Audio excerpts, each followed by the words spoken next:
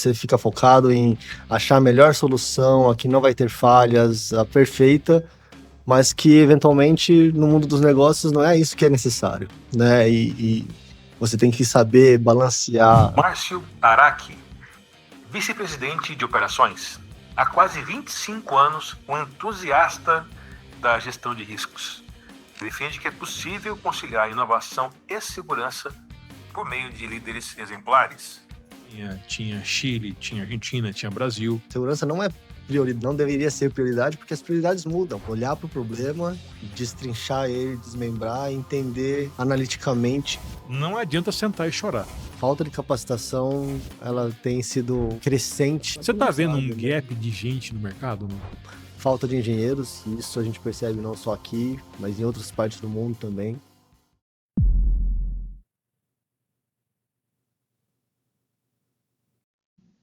Ok, amigos. Como é que vocês estão? Boa tarde, boa noite, bom dia. Farol Talks número 3 no ar. E vocês já viram o 1 e o 2, eu espero que tenham visto. Mas se não viram, aqui vai um reforço em relação ao estilo que eu resolvi adotar para esse Farol Talks, para esse programa aqui do Grupo Farol.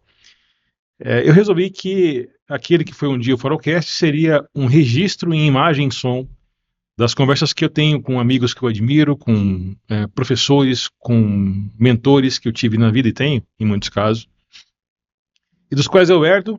Então tá aqui a antiga canequinha do Farolcast e tá aqui a atual do Farol Talks. O Farol Talks evoluiu da experiência com o Farolcast. Isso dito, eu quero contar brevemente o objetivo desse Farol Talks, que foi até hoje o mais improvisado que a gente já gravou. Tinha tudo para dar errado, tinha todos os elementos possíveis para dar errado, mas deu certo. Eu recebo aqui Márcio Araki. Márcio, muito bem-vindo. É uma grande honra te receber aqui. E eu estou muito grato pela soma de fatores que coincidiram para que você pudesse vir aqui. O Márcio está passando aqui com a família, indo para Goiânia, e passou no escritório e a gente estava com o estúdio pronto para gravar, e assim começou o Farol Talks número 3. Muito bem, seu Márcio. Olá, Miguel. Muito obrigado primeiro pelo convite, né, e pela oportunidade. E não dá para dizer que não dá aquele frio na barriga de estar, né, frente a frente com o microfone pela primeira vez no estúdio profissional como esse, muito legal. Muito obrigado pelo convite. Te agradeço, Márcio. Márcio, antes de gravar, eu estava lembrando do dia que eu te conheci, da ocasião. Né? A gente estava em algum lugar de Uberlândia, na fábrica de soja, que acho. Em 2003, eu estava prestes a ir para Rio Verde, no projeto Rio Verde. Estava chegando como trainee. Cara, e aí, como é que foi a vida desde então? Hoje você está como vice-presidente de uma empresa do ramo de química fina, né, multinacional e tudo. Entre esses dois extremos da sua carreira, né, o início como trainee, na mesma empresa em que eu estava naquela época, em 2003, no agronegócio, e hoje como vice-presidente, muita coisa aconteceu. Eu queria deixar registrado aqui nessa conversa a sua visão, se estivesse sentado num bar, tomando um vinho, falando sobre essas coisas que a gente viu, né, nesse tempo todo. O que você conta, cara? Nossa, muita água passou por baixo dessa ponte, né? Desde o começo, né, na multinacional que nós falamos, e o processo de trainee foi realmente, tive uma escola, né? Pude trabalhar com profissionais excepcionais, pessoas que agregaram muito na minha vida profissional e também pessoal, né? E passando por processos de construção de fábrica, partida de fábrica que pudemos estar junto lá em Rio Verde, né? Depois passando por outras áreas de produção, manutenção, pós-graduação, né? Fomos agregando todos os conhecimentos teóricos, né? E junto com a prática. E acabamos, inclusive, trilhando alguns passos semelhantes, né? Em empresas semelhantes, até que, né, o destino também permitiu cada um seguir. Você voltou a se encontrar no Sul. Exatamente. Lá em Itajaí. Depois abriu de novo, fez um outro Y e se encontrou de novo lá em Americana. Exatamente. Agora onde você está.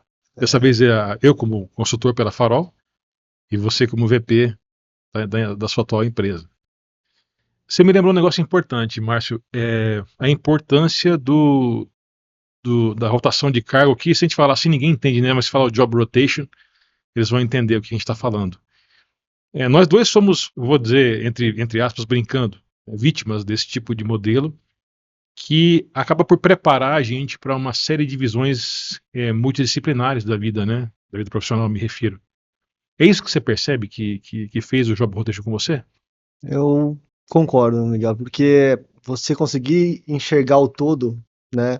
Não só focado, por exemplo, nós como engenheiros acabamos começando a carreira numa área muito técnica, né? Então você fica focado em achar a melhor solução, a que não vai ter falhas, a perfeita, mas que eventualmente no mundo dos negócios não é isso que é necessário, né? E você tem que saber balancear em termos de tempo, né, custo, qualidade, eficiência, de forma que no contexto geral isso No entregue o resultado, resultado, é. né? E que esse teu papel ele é um papel pequeno dentro de uma organização maior que precisa, né? Principalmente nas que são de capital privado, precisam trazer o lucro, precisam fazer, né, com que o resultado aconteça. Pois é, você sabe que quando eu faço eu falei com o Gilson Fonseca 2 dias atrás, né? E ele virá aqui falar conosco. E eu me lembro, eu não falei isso com o Gilson especialmente, mas eu me recordei enquanto falava com ele, embora não tenha expressado isso em palavras, que na nossa época, como engenheiros, enfim, né, trainees ou início de carreira, nós não tínhamos muito acesso à documentação. Em parte porque no Brasil o agronegócio era pouco equipado com esse tipo de recurso. A química fina era muito mais, as petrolíferas, né, o mesmo caso, mas o agro não tinha tanto suporte documental, por exemplo. Apesar disso, nós saímos com uma. Eu considero você também egresso dessa mesma escola. A gente saiu com uma base de segurança ocupacional de processo que praticamente dispensou a gente de grandes choques no futuro para poder entender a importância. Como é que você acha que se deu isso? É uma pergunta honesta, porque de fato nós somos convertidos por alguma força que não era a força burocrática. Como é que a gente chegou nesse ponto, né? Como é que você acha que a nossa geração evoluiu para defensores naturais de segurança como somos hoje? Essa é uma pergunta bastante profunda, né? Porque acho que nós, nessa época da nossa criação profissional, A né? formação básica, né? A gente teve, acho que, conceitos e processos muito bem estabelecidos, muito claros, né?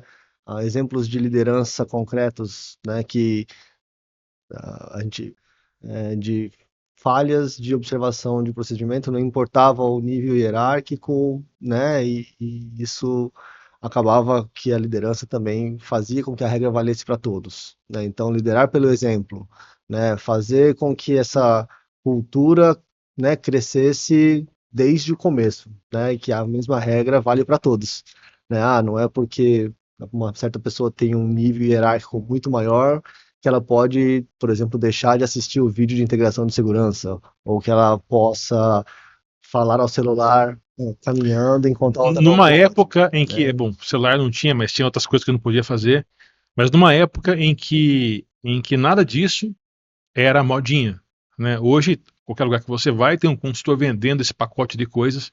Não que eu me oponha ao pacote A, ao pacote B, eu me oponho ao que eu vou dizer agora para você. Você tocou num ponto que eu acho que é importante. Eu acho que de onde nós viemos, da escola que nós viemos, houve um acerto cultural muito grande em relação à linguagem e ao resultado que se pretendia. Eu vou dizer uma coisa que eu nunca disse aqui para ninguém, nem nenhuma ocasião pública, mas vou registrar aqui agora. É, eu, é, eu teria vergonha de estar à frente de um acidente na nossa escola. Eu teria vergonha mesmo, autêntica, genuína. Para mim era uma questão de caráter, né? Isso foi, na minha opinião, resultado de uma aculturação muito bem feita dos primeiros anos da empresa no Brasil, dos anos 60 e poucos, ainda no interior de São Paulo. Depois isso virou negócio de soja, milho, ácido cítrico e tal, e formou a escola que compõe a nossa base. De alguma maneira, as pessoas que estiveram à frente desse processo conseguiram transmitir uma noção de valor atrelado à segurança. Exatamente. Caráter, retidão, é, performance só podia ser performance se fosse daquela maneira, senão não havia outra. E não havia uma consultoria por trás disso, né? Eu tenho, e, assim, eu estou dizendo que isso foi um aculturamento, porque você conhece vários países, eu também. Você sabe que esse modelo de segurança não cola em todos os lugares. Não que não funcione de outras maneiras, funciona. Se você vai na Europa, né, a ocidental, né, é de um jeito, na oriental é de outra. Se você vai na Ásia, ainda é uma outra, né, com a estrutura rígida e hierárquica no Japão, por exemplo, né? Sim, Se você volta para a América do Sul, você volta para modelos mais próximos do nosso. sim. Então, eu acho que boa parte do que eu vi de errado em segurança aconteceu. Isso é uma opinião muito, muito pessoal minha. Eu reluto em falar isso, estou falando isso para quem quiser ouvir, mas é muito pessoal. Eu não estou fazendo diagnóstico de nada, pessoal. Então, não anotem isso, porque é minha. Eu acho que houve um acerto em encontrar o tom cultural correto para a segurança.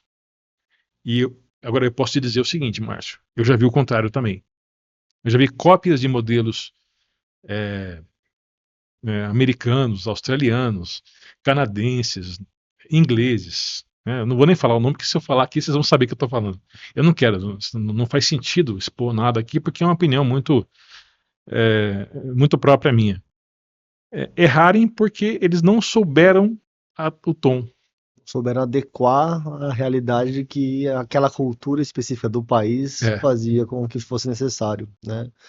Um outro ponto que me chama muito a atenção e que eu vejo que muitas das vezes, e aqui não é questão de semântica, é questão realmente, né, da palavra, do sentido dela, as pessoas muitas vezes falam que segurança é prioridade, né? E você acabou de dizer, né, segurança não deveria ser prioridade porque as prioridades mudam, né? Uhum. Então a gente deveria trabalhar realmente com a segurança como valor.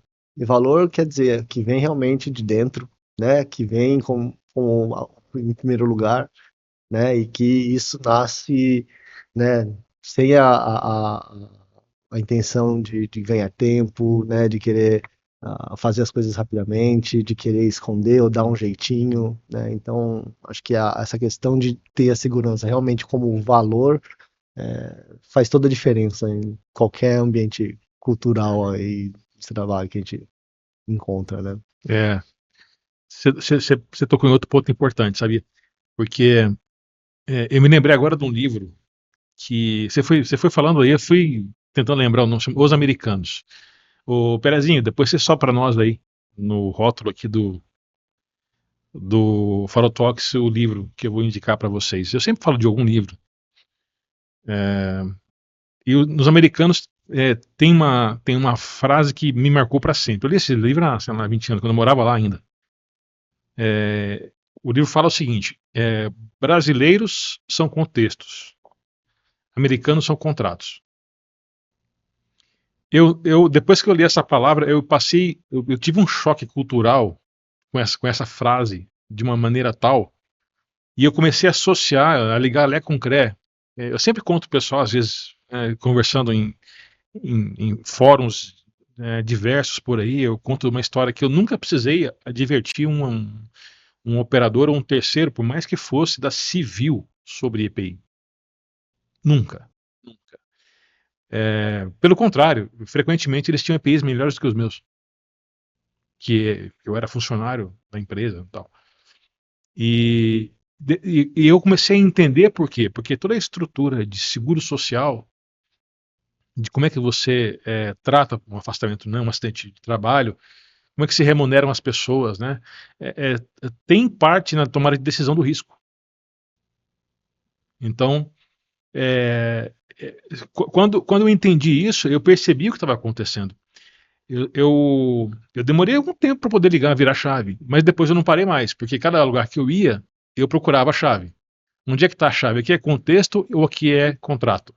E às vezes não é nenhuma coisa nem outra, né? Muitas vezes é a hierarquia. Japão, hierarquia. E eu também já indiquei aqui, nos primeiros Farol Talks eu falei de um livro da Erin Meyer, chama The Culture Map. Um livrinho. Pelé, de novo, desculpa falar de novo. Depois você só para nós, aí, Pelé. O livrinho para nós. Esse livrinho eu acho que já subi umas 20 vezes, porque eu sempre falo. Quem trabalha com a nossa área tem que ter olho em cultura, né? Você deve ter visto muita coisa, né, Márcio? Com certeza. E a gente também tem que ser, né, honesto o suficiente também para assumir que às vezes a gente também, né, a vida não é feita só de louros, né? A gente também tem os nossos erros, a gente também tem as falhas, né? Como você falou, de não ter que chamar a atenção, né, por conta de EPI. Eu já tive casos do contrário, de ter que tirar colaborador né, de uma obra justamente pela falta do uso dele, né? Para realmente mostrar que, né, causa e consequência existem e a Já havia uma falta do regra. cumprimento das regras, né, tinha a sua consequência, né? Então, essa questão realmente de walk the talk, como a gente estava falando de liderar pelo exemplo e tudo mais, na minha opinião, faz realmente muita diferença, né, muito impacto em como essa cultura é desenvolvida, principalmente quando a gente está falando de projetos, né, Greenfield ou mesmo Brownfield, que você tem, né, muitos terceiros trabalhando numa mesma obra, né, e que vem de culturas diferentes, culturas organizacionais diferentes, né, como você falou, uma empresa da área civil é diferente de uma empresa de elétrica, né, e os conceitos têm que, de uma certa forma, interagir para que o concerto, né, a música realmente saia da forma que a gente espera. Exatamente. Você me lembrou de um caso, e aí você falou assim, olha, uma empresa de civil é diferente da elétrica, e eu vou complementar, e uma elétrica do Sudeste é diferente do Nordeste do Sul, do Centro-Oeste, porque as diferenças regionais também impactam na percepção do risco, né? Eu vou contar uma coisa também aqui que eu conto às vezes em alguns fóruns. Hoje eu vou abrir o livro aqui. Quem vai nas minhas palestras já ouviu, talvez já tenha ouvido alguma dessas minhas histórias. Espaço confinado para mim é uma das coisas mais exasperantes que eu conheço. Um dos trabalhos mais esgotantes, mais demandantes física e emocionalmente, né, mentalmente, psicologicamente, porque a condição de claustrofóbica, né, de claustrofobia, aquele negócio para pessoas que têm esse tipo de fobia, de fato. Então é isso que você comentou e acho que e ter essa sensibilidade de enxergar essas nuances que não são tão sutis assim, né? Até na percepção do risco, de como o indivíduo vive fora do trabalho, né? Você tem andado muito pelos países afora, né? O que você tem visto, cara? É, eu acho que de uma forma geral, né, a percepção é que mesmo entre países desenvolvidos existe essa diferença, né, vamos dizer, cultural, que faz com que existam disputas do ponto de vista até de procedimentos que se deve adotar de uma forma global, né? Diferente da escola que nós viemos, hoje eu percebo que, por exemplo, Estados Unidos e a Europa Ocidental têm algumas divergências, por exemplo, com relação a bloqueio, né? E um acha que é desnecessário e o outro é uma legislação que tem que se cumprir e, né, todo mundo faz. Então, e isso, de uma certa forma, reverbera dependendo da influência que esses países desenvolvidos influenciam do hemisfério sul, vamos dizer Sim, assim, esse é um né? bom ponto. Então, a gente, como percebo que o Brasil, a gente é muito influenciado pelas normas americanas, né? Então, a gente tem um certo espelhamento do que acontece de OSHA, né? Uhum. Do que acontece de EPA e tudo mais. Outros cantos já têm outras influências, né, diferentes. No fim, ninguém quer ter acidente, mas a forma como se trata e como se organiza para que, né, se evite um caso pior acaba sendo diferente, né? Eu acho que isso tem vários panos de fundo assim em sequência, né? Um deles é, por exemplo, como é montado o sistema legal de cada país, em que a culpa ela pode ser transferida segundo certos argumentos, sim ou não. Né? A presença de certos elementos transfere a culpa. Então, o arcabouço legal do país acaba definindo quantos controles tem que ter para você dizer, não, olha, nós temos todos os anteparos necessários, as medidas de controle, salvaguardas e tal, e o que aconteceu não pode ser imputado a nós legalmente falando. Em países com arcabouços diferentes, esse equilíbrio se move para algum outro ponto, né, em que é possível você dizer, não, todo mundo sabe que você não pode colocar a mão numa parte móvel. Ele colocou, então isso quer dizer que... Então, a lei, né, e a lei é fruto da moral. Né, a moral é fruto dos costumes. Então, assim, a antropologia social que vai lá no fundo e começa a compor. E aí, eu vou te dizer uma coisa, Márcio. Uma das coisas mais legais que a minha vinda para a área de segurança trouxe para a minha história pessoal, né, de um engenheiro eletricista, que é a minha formação básica, né? Foi de ter contato com conhecimentos, disciplinas que eu jamais sonhei conhecer. E eu não posso dizer que eu conheço, ter contato. Ter contato.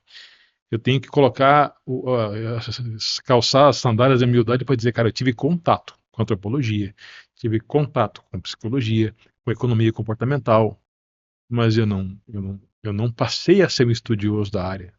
Né? Me interessei e passei a entender problemas complexos, mesmo que tenha tido um pequeno toque dessas disciplinas aí. E é um troço interessante. O que te chamou a atenção, particularmente nessas suas andanças aí? Você teve algum tipo de episódio, algum tipo de cultura específica? Depois eu volto, se a gente tiver tempo aqui no Talks, eu volto para te falar que a gente inverteu de novo a influência e a gente está voltando a ter influência europeia nas normas brasileiras.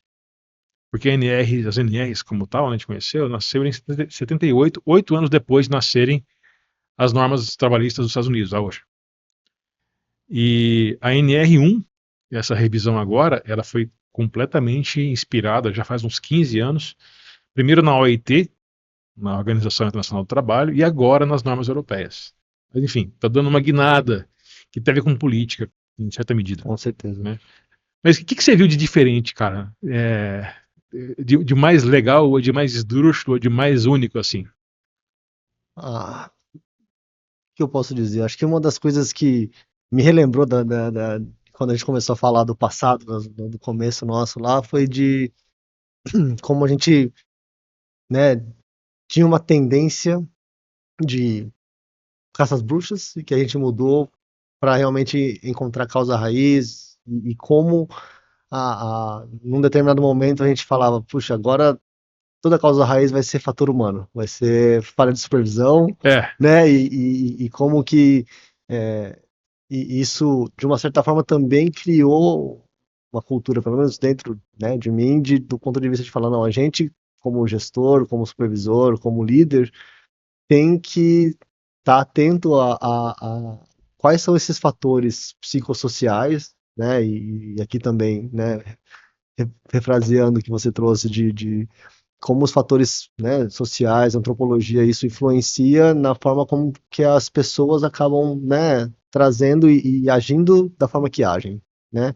E muitas das vezes, na maior das boas intenções, mas talvez porque a gente tenha falhado no treinamento, na capacitação, né, em como explicar, como fazer uma metodologia, uma instrução de trabalho, né, e isso virar aquela bola de neve que a gente fala, né, que é o ponto inicial do dominó, a pecinha Exatamente. que acaba... Ou você está respondendo a uma condição sociocultural definida, em que o mercado oferece para você uma qualidade X de mão de obra, uma formação Y, que aceita trabalhar por Z, que é o que fecha no seu budget, no seu orçamento. Você é obrigado a contemporizar, né, a harmonizar essas variáveis que são conflitantes e encontrar a melhor saída para isso. Nós trabalhamos juntos faz pouco tempo num projeto que a gente chama aqui no Grupo Farol de formação de consciência, né, que a nosso ver excede o que é treinamento, né? Na medida que a gente forma as bases para tomar de decisão diante da interpretação dos fatos. Isso é mais que treinar as pessoas. né? Dos riscos associados àquilo, né? Exatamente. Não só riscos da segurança, mas os riscos financeiros ao negócio. E cada camada da empresa, da hierarquia, da organização, tende e deve enxergar riscos sob sua própria perspectiva, né? Você não pode pensar com a cabeça de operador e vice-versa, né? Você vai enlouquecer e ele vai achar que o mundo está perdido, né, ao mesmo tempo. Então, eu até digo isso, né? E mesmo assim, são ambas visões válidas de segurança, de riscos, para a gente ser um pouco mais genérico, né? É, eu acho que uma das faltas que nós da área de, de riscos temos cometido é em tentar unificar o discurso. E aí eu chego na safety first e safety second, que você mencionou agora, né? De repente, é tudo fator humano. Né? De repente, é tudo abordagem comportamental. De repente, gente, calma lá, calma lá, calma lá. Peraí, vamos lá. Eu dei uma palestra outro dia e eu falei para eles, não é nem first, nem safety first, nem safety second, ou 1 e 2. É 1,5. Porque eu fiz um exercício, não vou falar aqui agora com vocês, porque primeiro eu vou queimar a largada, não quero dar spoiler do trabalho. Mas a gente tentou enxergar a solução de um problema segundo o safety first e safety second, safety 1 e 2. Né? A safety 1 não resolvia o problema e a safety second era inexequível, não dá para executar. Então, em alguma medida, você precisa ficar intercalando soluções de 1 e 2, para tentar encontrar a solução, que é, primeiro, eficaz o suficiente, porque não há risco zero, né? Esse é um conceito que você lembra do ALARP que a gente falou lá. Sim, E 2, que seja execuível, exatamente. né? Tão ampla quanto possível, né? Tão viável, técnica e financeiramente quanto possível. Você me chamou a atenção para isso, eu acho que é muito interessante.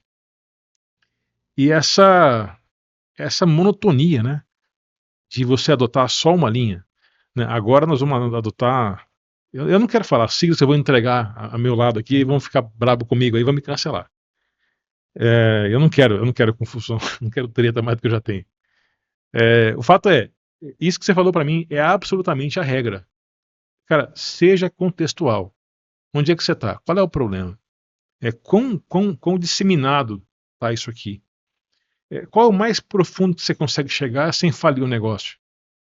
Né? Porque tem um negócio chamado que a gente chama de dilema da segurança. Você lembra desse gráfico? Sim, A gente brinca, a gente tá no meio, a gente tá entre a catástrofe e a falência, né? exatamente. É isso que eu vejo, cara. E o trabalho que você fez, Márcio,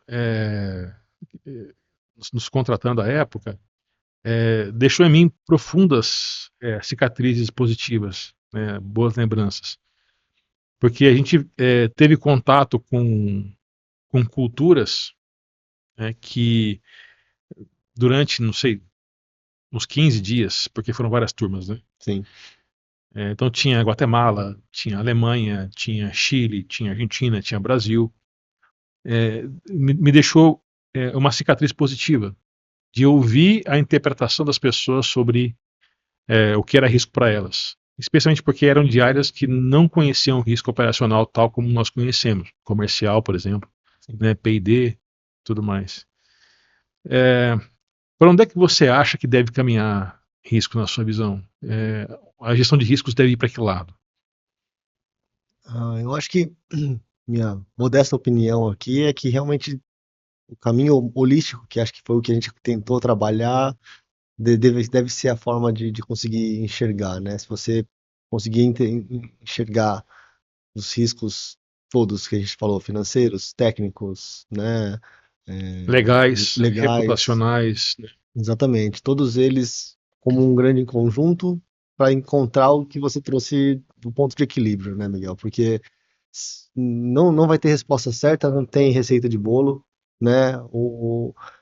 Vai ter um ingrediente que é diferente do outro e que a gente tem que ter essa percepção de identificar e mitigar aquele risco que talvez numa determinada situação tenha um peso maior do que em outra, né? Então, minha, né, opinião aqui é que a gente cada vez mais tem que enxergar como o trabalho em equipe das companhias como um todo precisa ser feito em conjunto para que não só os riscos operacionais, né, da fábrica, do chão de fábrica, né, estejam seguros, mas também os outros, todos que nós falamos aqui. E também porque, e acho que você citou isso aqui indiretamente, esse ponto de equilíbrio que você falou é dinâmico. Ele Exatamente. varia no tempo, né? Então, atos e condições que hoje nós permitimos e aceitamos, talvez não sejam mais aceitas daqui a 10 ou 15 anos, até menos que isso. Eu sempre brinco para explicar como é que risco é dinâmico no tempo, né, no espaço e no tempo, porque se você vai para África subsaariana com uma NR debaixo do braço, você volta rolando.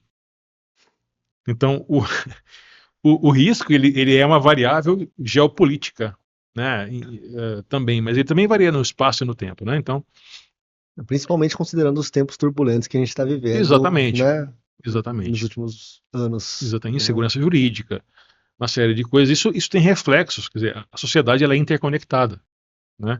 Nós somos, consultor fala player, né? Consultor que eu não falo inglês não tem freguês, mas nós somos elementos que são interconectados, né? A moral, costumes, as leis, né? A tecnologia, as ameaças, né? Que mudam de tempos em tempos, né? Quem é que hoje não tem um plano B para uma pandemia? Né? Dá uma olhada para você ver se não tem um plano B lá, né? Inclusive revisitamos o nosso esse Aí, ano. não tô falando, e nós não combinamos essa conversa aqui. Eu falei, o Márcio apareceu aqui, que nem um meteoro aparece, cara, cheguei debaixo de uma chuva aqui. E é isso. Então, assim, os fatores, as ameaças, elas deslocam esse ponto de equilíbrio para mais ou para menos. Geralmente a gente tem caminhado para mais. Eu brinco nas palestras, né? Quem é que de vocês deixa que seus filhos façam o que vocês faziam quando era criança? E a resposta é não, ninguém.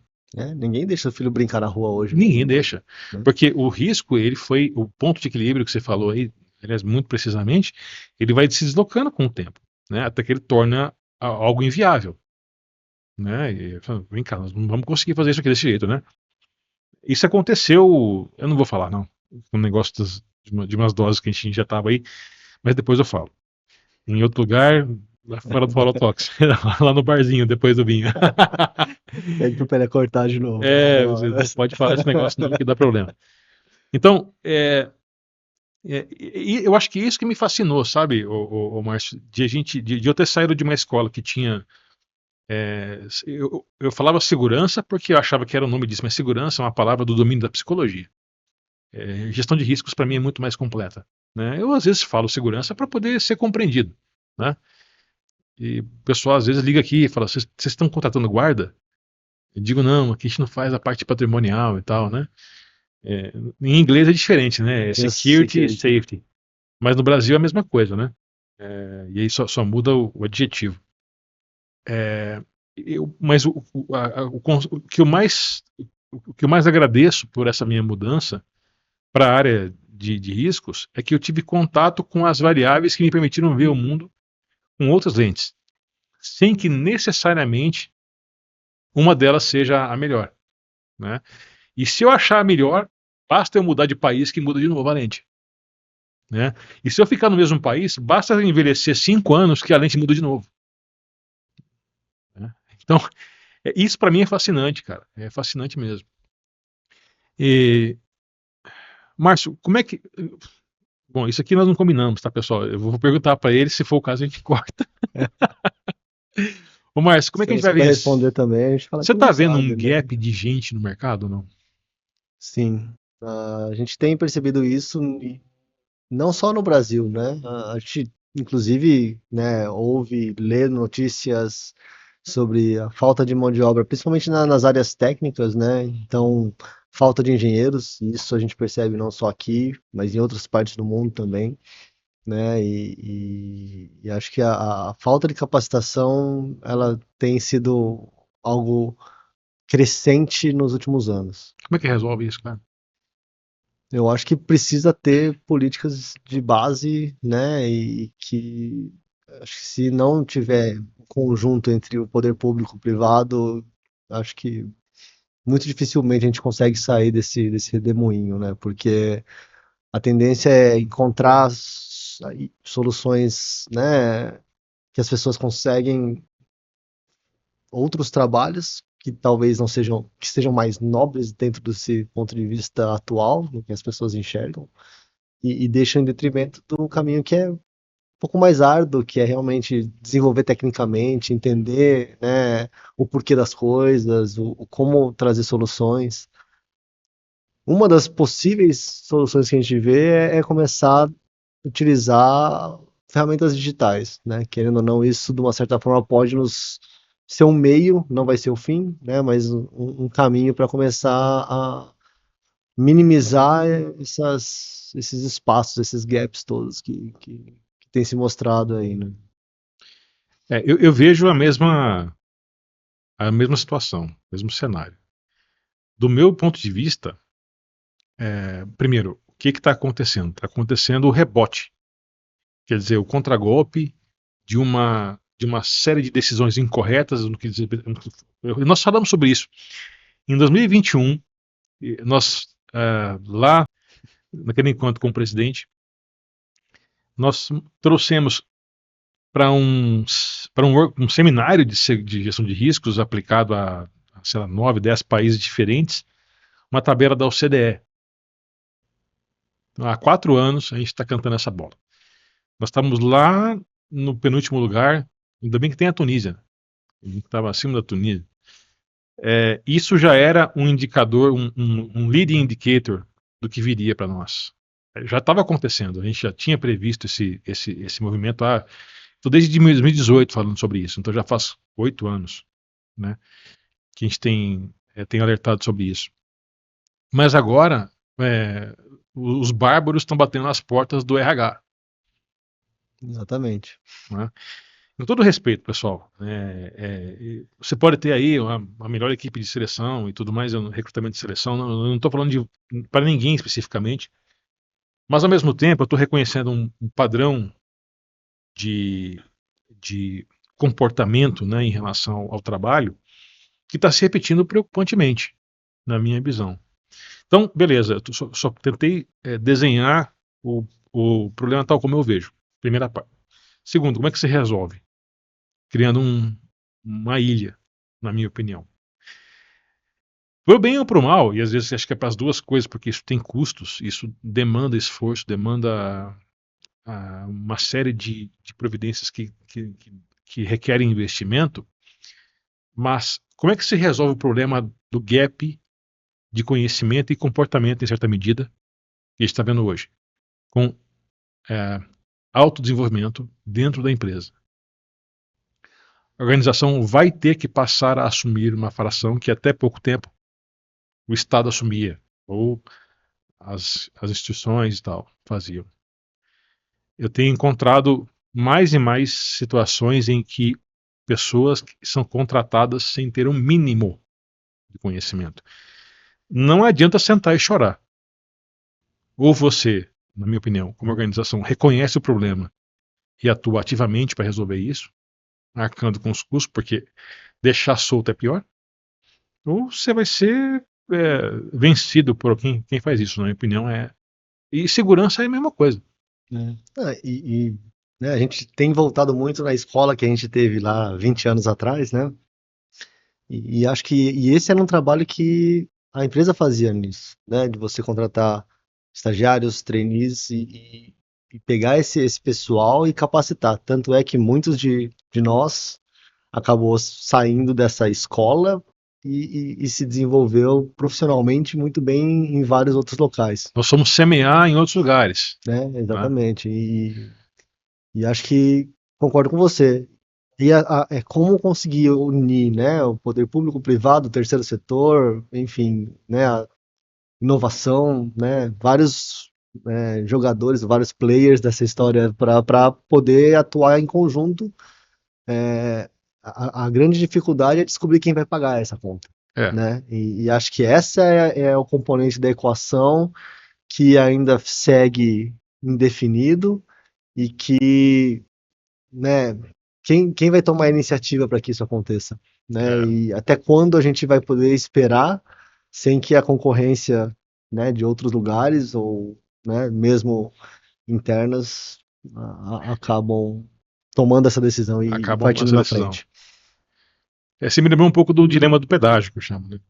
Você fala assim, bom, em tese eu pago por essa estrada, eu paguei para poder fazer a terraplanagem, eu paguei para asfaltar, eu paguei para sinalizar, eu paguei para fazer iluminação, eu pago para manter isso aqui, né? Isso está nos meus impostos, teoricamente o Estado me cobra.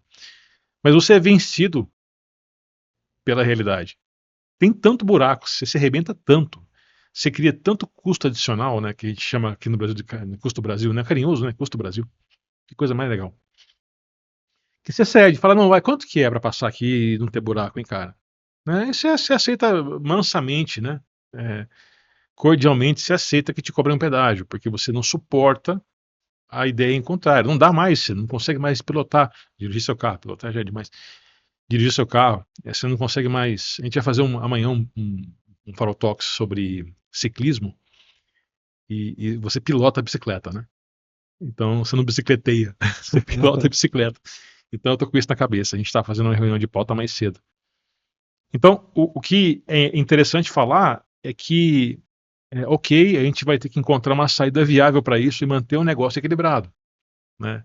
É, não apenas no curto prazo, a gente está produzindo, está entregando, o TIF está certinho e tal, isso aqui, mas também a gente está entendendo que essa empresa precisa ser longeva, ela precisa resistir ao tempo, né? Aliás, eu gosto de usar, que eu não uso muito isso, porque o francês já foi uma língua da moda, né? Hoje em dia não é mais, hoje o inglês talvez seja o chinês daqui a 10 ou 20 anos, não sei. Mas eu gosto muito da palavra em francês que expressa sustainability, sustentabilidade, que é durabilité, né? É uma empresa que é durável.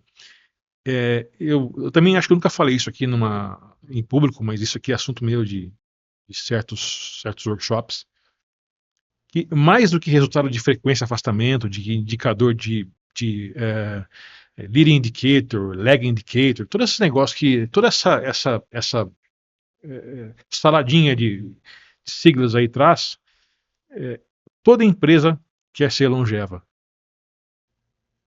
E acho que a grande contribuição da área de riscos é empurrar a empresa no tempo, né?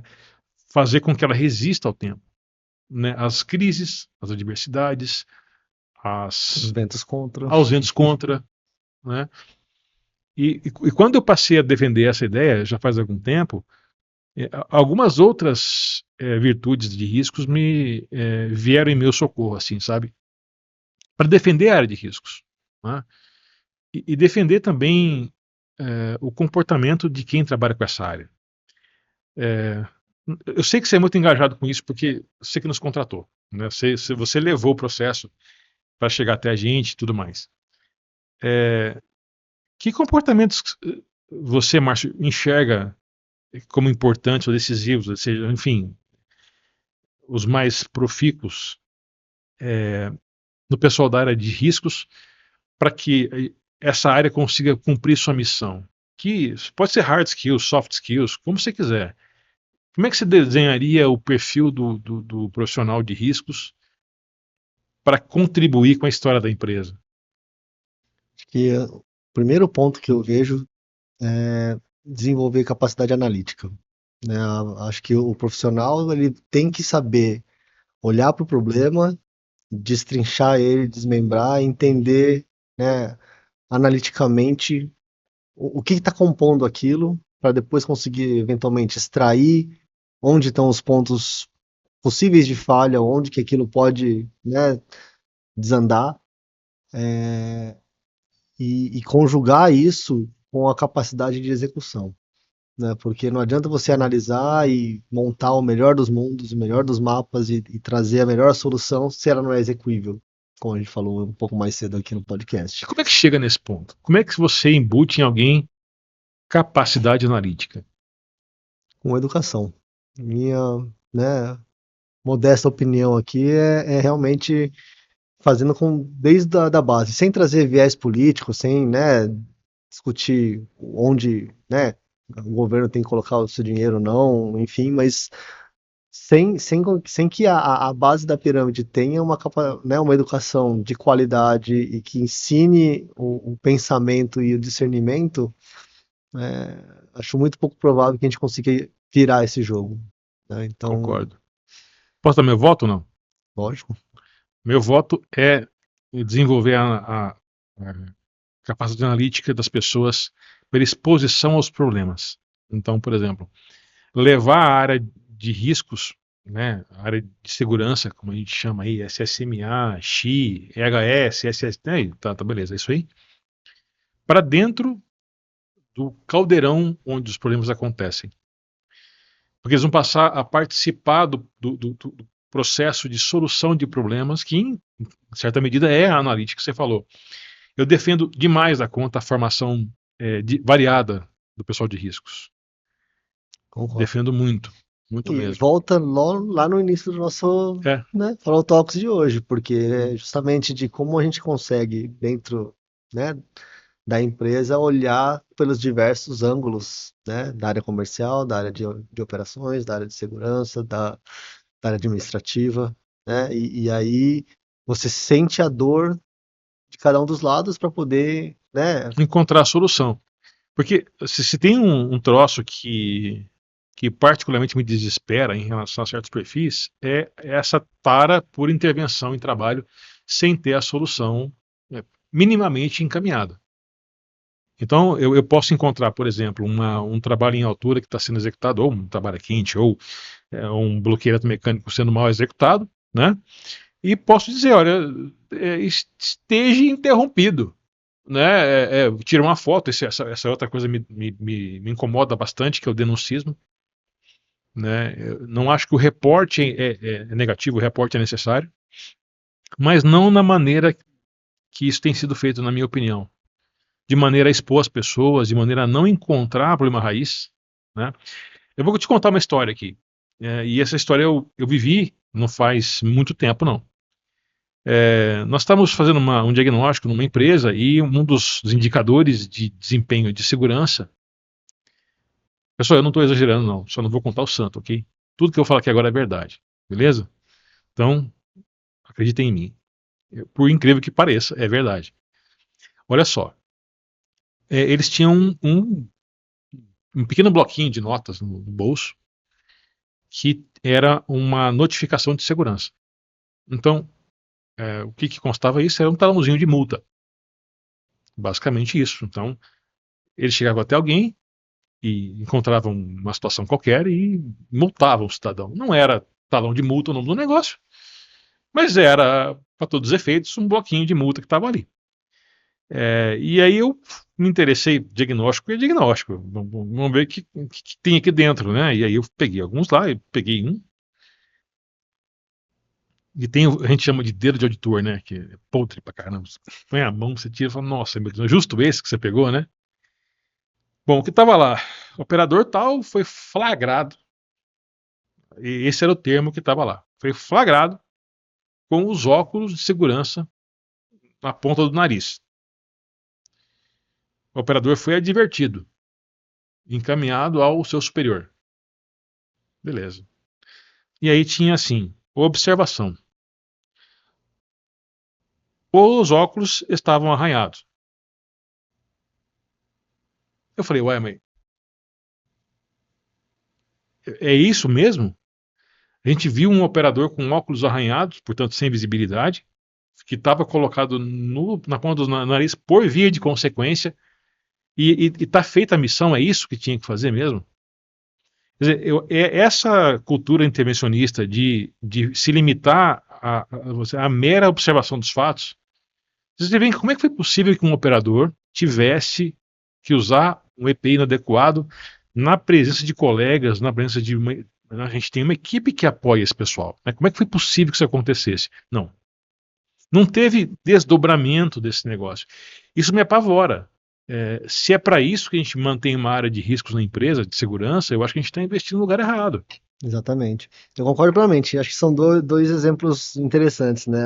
Esse é um deles, e o que a gente tem trabalhado muito, né, na empresa que eu estou hoje é de que quando existe, a gente não tem o bloquinho, mas quando a gente identifica uma situação dessa, o que a gente tem trazido é qual é a solução?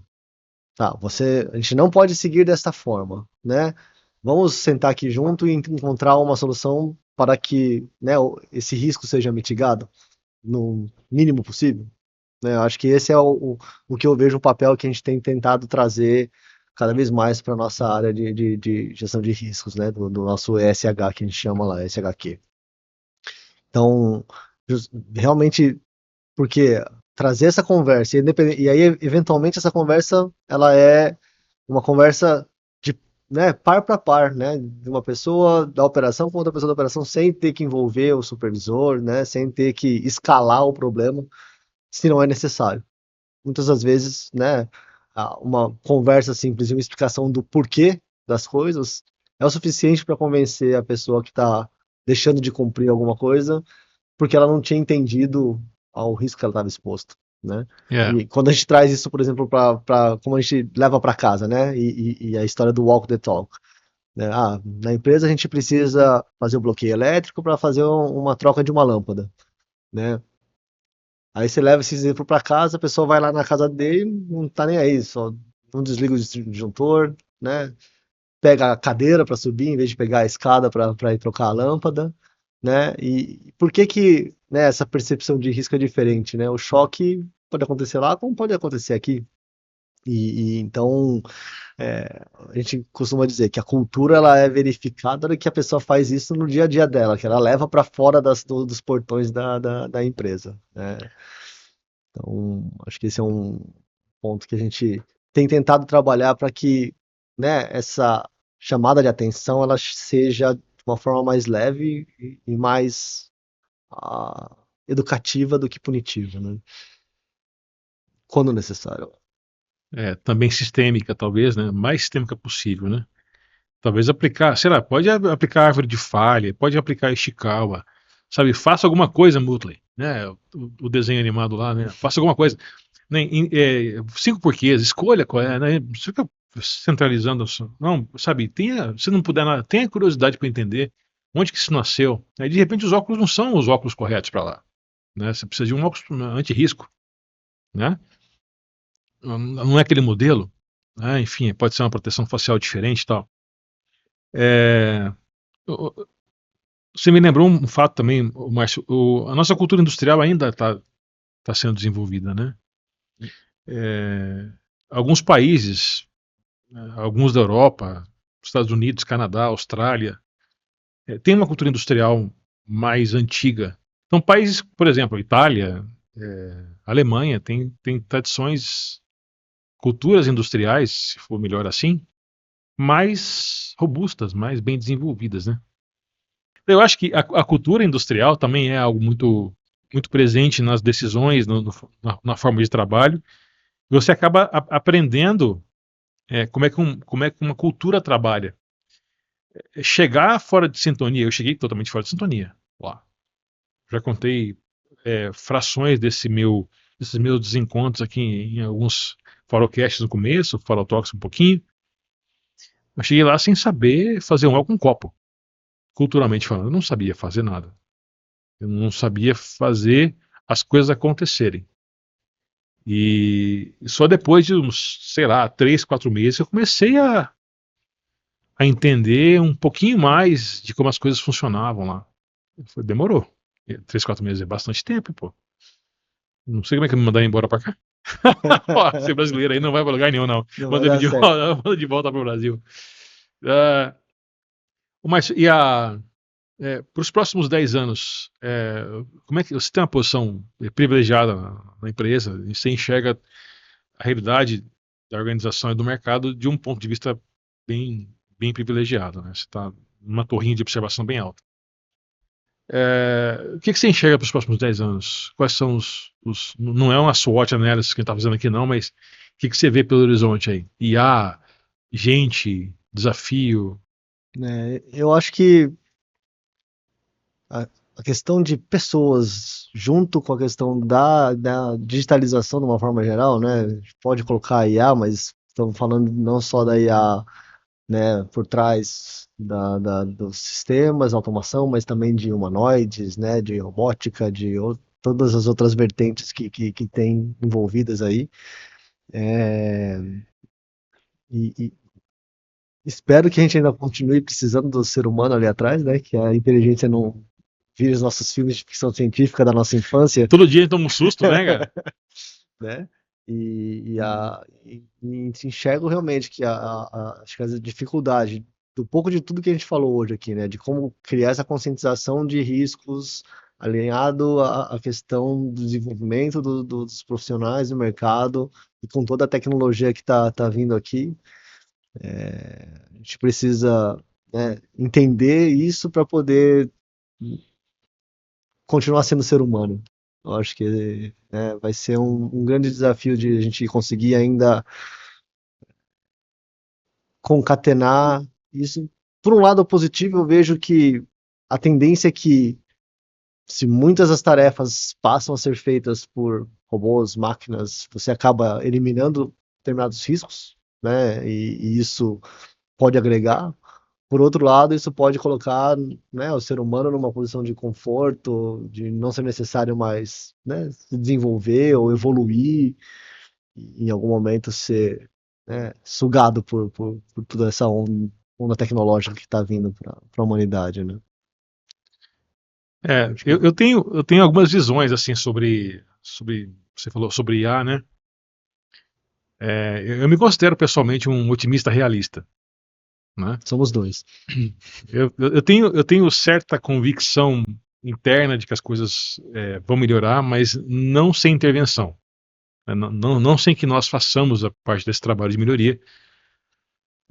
Em certa medida, eu me espelho nas grandes revoluções que o mundo experimentou nos últimos anos, né? Desde a Revolução Industrial, não foi a única, né? A escrita foi uma revolução, e faz muito tempo já, muitos séculos.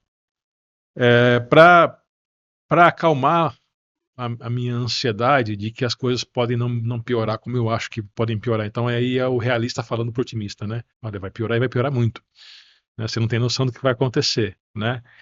É, por outro lado, eu também tenho certos pensamentos meio negativos em relação a certos fatores. Aí eu sou pessimista realista. Tem que conciliar um pouco. Vou te dar um exemplo.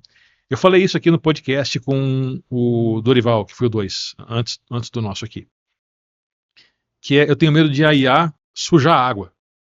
Quer dizer, lá em cima ela suja por alucinações, por prompts mal feitos, porque ela consulta, depois ela vai começar a consultar a si mesma, né? Ela vai começar a ler livro errado, entre aspas, né? Ela produz conhecimento incorreto e consulta conhecimento incorreto, produz mais conhecimento incorreto e aí tomar decisões com base nisso é sujar a água que eu falo.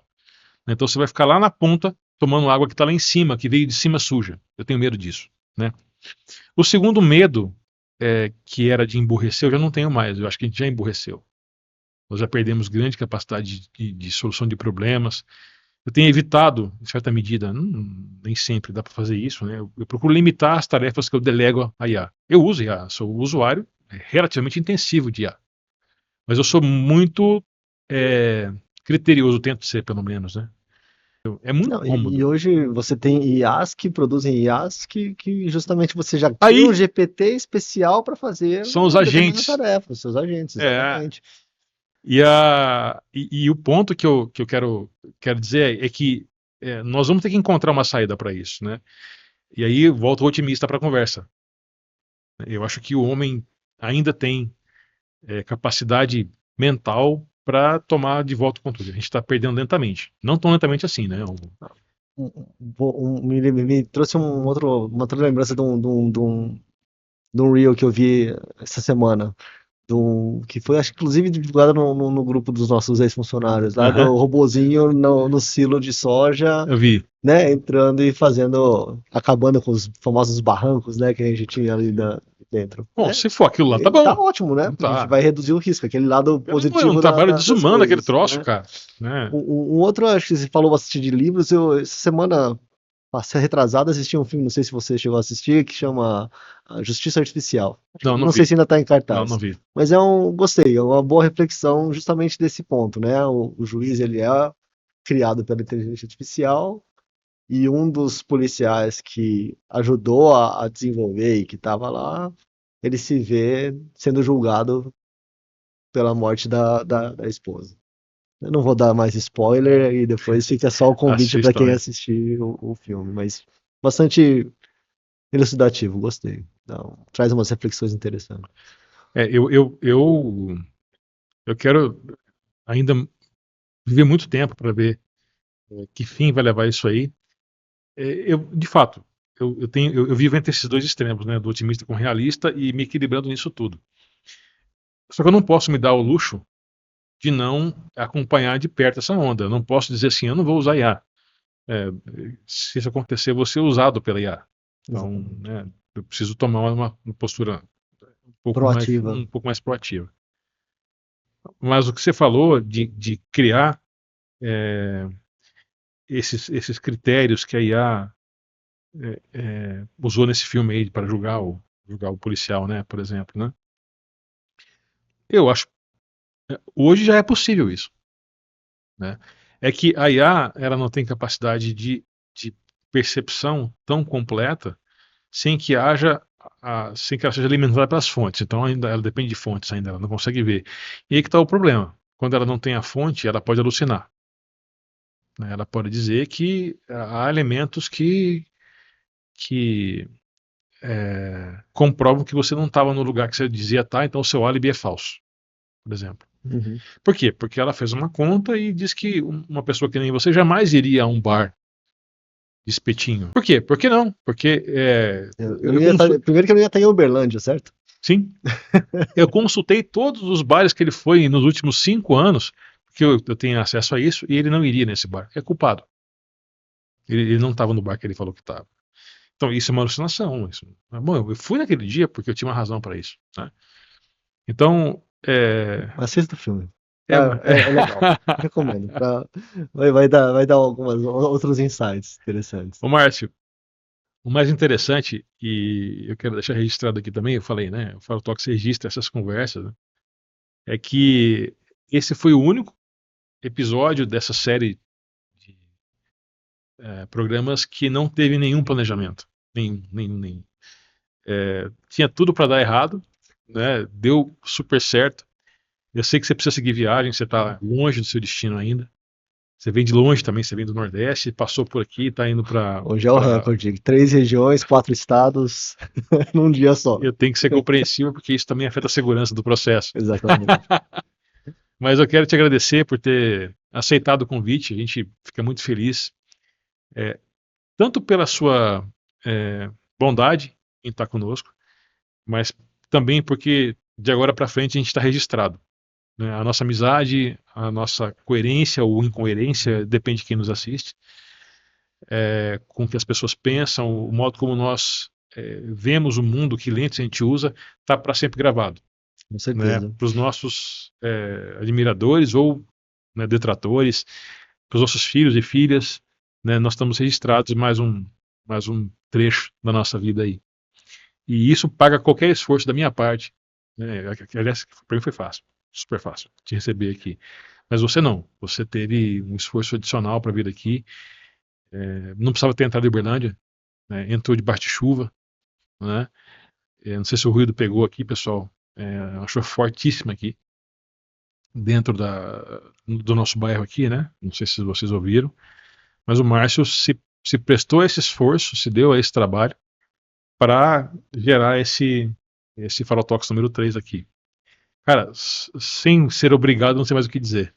Valeu, foi um grande prazer ver um amigo que nem você é, da gente, nossa empresa, e te ouvir falar é uma aula para mim também. Eu que Obrigado. agradeço, Miguel. Muito obrigado realmente pelo convite. E é um prazer, né? A gente está ensaiando essa conversa há alguns tempos já, e finalmente a gente conseguiu, né, encaixar e uma hora atrás, né, o sol estava bonito, céu azul, né, e a chuva chegou, mas não conseguiu atrapalhar com que a gente realizasse o episódio de hoje. Então, fico feliz também pelo convite, obrigado pela insistência e persistência para que a gente estivesse junto aqui e estamos juntos nessa caminhada aí de gestão de riscos. Aí estamos. Bom, pessoal, missão 3 cumprida com Márcio Hideo Araki. Vocês ouviram um depoimento autêntico, original, sem filtros. de um par de colegas que se conhecem há 23 anos e que já cada um já foi para um lado, se reencontrou, voltou, falando sobre cultura, sobre formação de pessoas, sobre gestão do conhecimento, isso que a gente falou agora há pouco, chama-se Knowledge Management, gestão do conhecimento, basicamente. Me lembrei de um ditado sobre isso, que as empresas não sabem nada, quem sabe são as pessoas, e se elas vão embora, acabou. Né? Então é super importante a gente falar sobre isso, procure sobre esse assunto. O Márcio tá nas redes, tá no LinkedIn, né, Márcio? Então, no LinkedIn, Como é que te acha lá? Márcio Araque? Márcio Araque. A gente vai deixar aqui o arroba do LinkedIn dele. Aqui o Grupo Farol, né? Farol Engenharia e Safety Motion, nos estúdios da Yellow, Mídias Criativas aqui em Uberlândia. Para você que nos acompanhou até agora, até o fim desse podcast, o Farol Talks 3, muito obrigado. Valeu, Pelé. Muito obrigado. Muito bom. Tchau a vocês todos. Tudo de bom. Até mais. Tchau, pessoal.